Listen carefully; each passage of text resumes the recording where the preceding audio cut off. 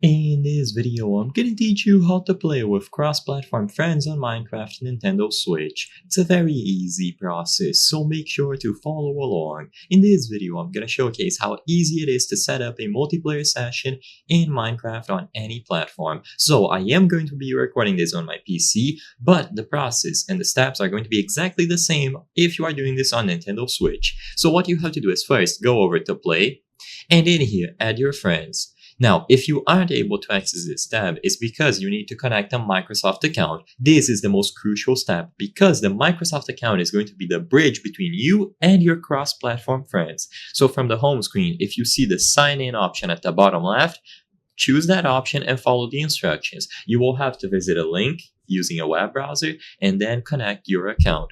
Alternatively, you can also go over to Settings and then select Account from here. Now, once that is done and you go over to Play like I've mentioned before, choose the Friends tab, and now scroll down to find Search for Players. Now, look for your friends using their gamer tag. You can search for them here after they connect their Microsoft account, and you should be able to find them on the list. So after you search for someone, choose the Add option right besides them.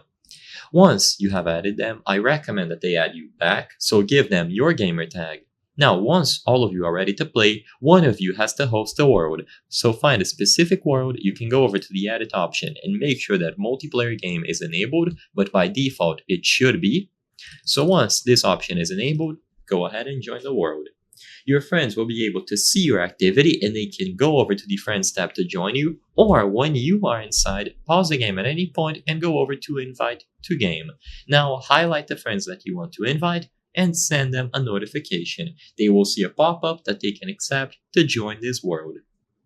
It is simple to do, and like I said before, from their perspective, they can also just go over to the Friends tab and join you here. Of course, I cannot demonstrate this because I'm recording it alone, but I believe it should be very intuitive.